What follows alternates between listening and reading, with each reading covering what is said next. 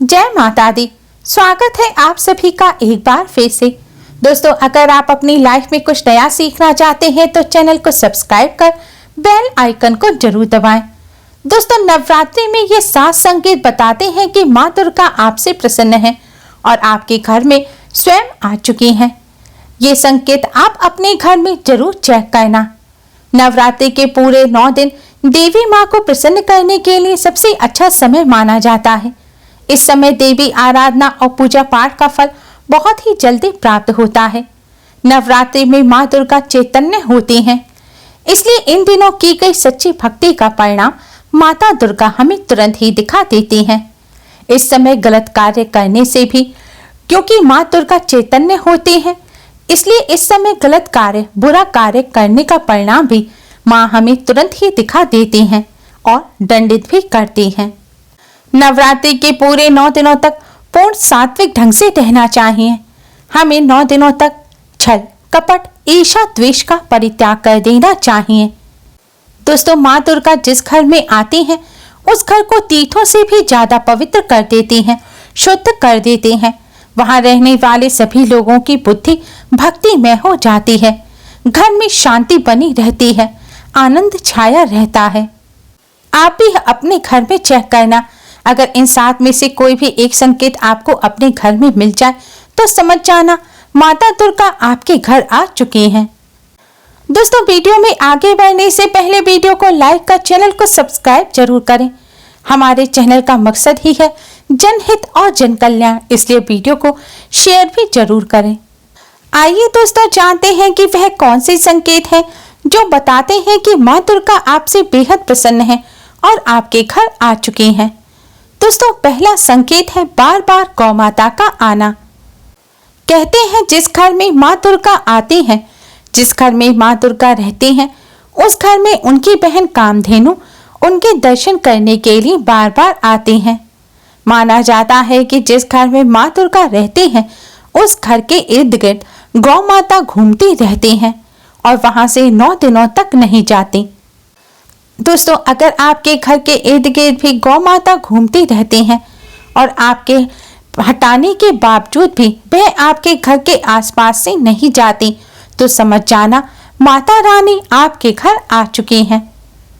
दोस्तों, दूसरा संकेत है मधुमक्खी का घर में आना। माँ दुर्गा का एक स्वरूप भांबरी भी है। जिस घर में नवरात्रि में मधुमक्खी आती हैं, तो समझ जाना उस घर में माता रानी आ चुकी हैं। जो मधुमक्खी है, यह माँ दुर्गा का ही स्वरूप कही गई है। यह अपने पूर्व स्वरूप को देखने अर्थात नव दुर्गा का दर्शन करने के लिए सेविका बनकर आती हैं। अगर आपके घर में भी मधुमक्खी नवरात्रि के दौरान आए, तो समझ जाना आपके घर में माँ दुर्गा आ चुकी हैं और आपसे बेहद प्रसन्न हैं। दोस्तों, तीसरा संकेत है ज्योति का तीव्र रूप में जलना। जी हाँ दोस्तों, अगर आपने अपने घर में माता रानी के प्रसन्नता के लिए, भक्ति प्राप्त करने के लिए ज्योति स्थापित कर रखी है और अगर ज्योति की लौ तीव्र गति से जलने लगे, तो समझ जाना ज्योति के समक्ष माता रानी आकर खड़ी हो गई हैं। ज्योति का तीव्र गति से जलने का मतलब है माँ आपके पूजन से प्रसन्न है और आपके पूजन को स्वीकार कर चुकी हैं और आपको भी अंतर्मन से माता रानी के होने का एहसास होगा। आप माँ को प्रणाम कर अपनी मनोकामना जरूर कहें और मनोकामना पूर्ण करने की प्रार्थना करें, क्योंकि इस समय माँ आपके सामने साक्षात खड़ी है, इसलिए वह आपकी मनोकामना जल्द ही सुन लेंगी और आपको मनचाहा वरदान देंगी। दोस्तों, चौथा संकेत है दीपक की बत्ती में फूल का बनना। अगर आपकी दीपक की बत्ती में अचानक से फूल बनने लगे, तो समझ जाना माँ दुर्गा आपके ऊपर बहुत प्रसन्न है, आपके ऊपर पूर्ण रूप से कृपा बरसा रहे हैं और माता रानी आपके घर आ चुकी हैं। आपके सभी कष्टों को दूर करके ही माता रानी इस लोक से जाएंगी, अर्थात आपके घर से जाएंगी। दोस्तों, पांचवा संकेत, अगर आपके घर में बार बार काली चींटियां निकलने लगे, काली चींटियां आपका रास्ता काटें, तो समझ जाना माता रानी आ चुकी हैं और आपकी सभी इच्छाओं को पूर्ण करके जाएंगी।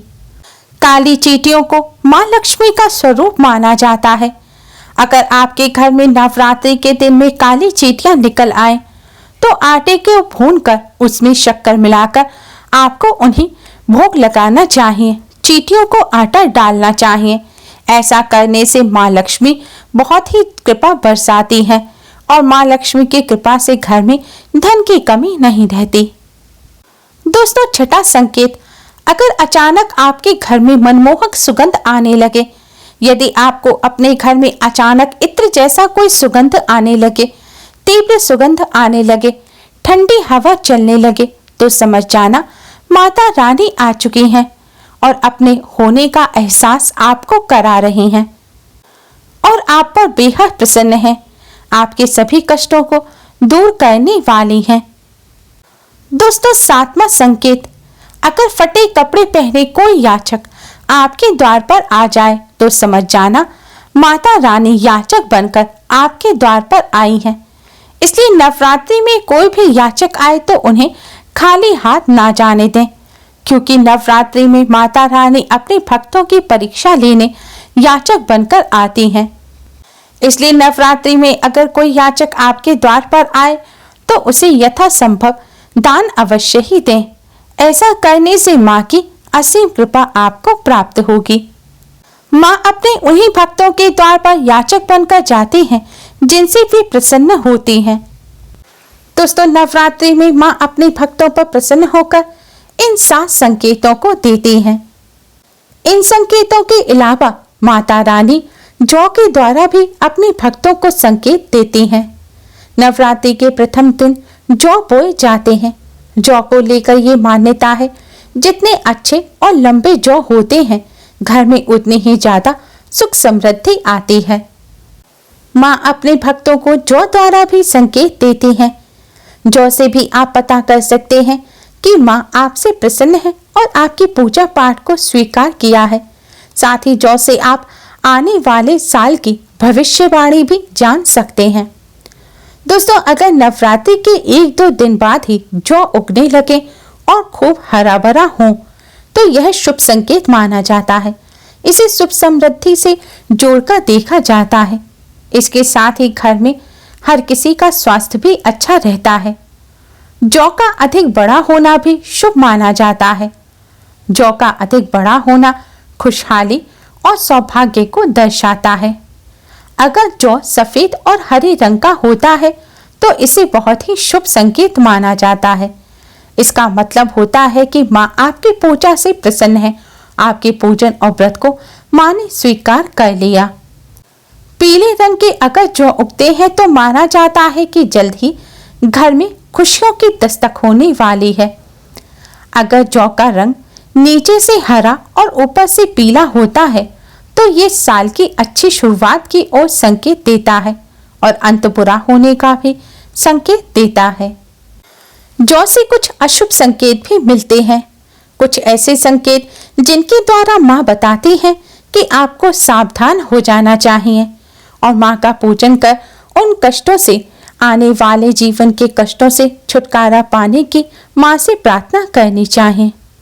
दोस्तों, बोए हुए जौ अगर ठीक ढंग से पानी आदि देने के बाद भी नहीं उग रहे हैं तो यह अशुभ माना जाता है। काले रंग के जौ उगना भी अशुभ माना जाता है। इसका मतलब है कि आने वाले समय में कई परेशानियों का सामना आपको करना पड़ सकता है। अगर जौ सूखे हैं या फिर पूरे ही पीले रंग के हैं, हरा और सफेद उसमें रंग नहीं है, तो समझ जाइए कि आपके आने वाले साल में जीवन में कई संकट आ सकते हैं। इसलिए इन संकटों से निजात पाने की मां से आराधना करें। अगर आपको जौ से अशुभ संकेत मिलते हैं तो आप मां से क्षमा प्रार्थना करें। दुर्गा सप्तशती में वर्णन क्षमा प्रार्थना रोजाना अवश्य ही पढ़ें और मां का हवन कर मां से क्षमा प्रार्थना कर आने वाले कष्टों को दूर करने की मां से प्रार्थना करें। उम्मीद है दोस्तों आपको आज की ये जानकारी पसंद आई होगी। इन संकेतों से आप जान सकते हैं कि मां आपसे प्रसन्न है और आपके सभी कष्टों को दूर कर मनचाहा वरदान देंगी और आपके पूजा पाठ को मां ने स्वीकार कर लिया है। दोस्तों अगर आपको यह वीडियो पसंद आई हो तो वीडियो को लाइक कर अपने फ्रेंड्स के साथ शेयर जरूर करें।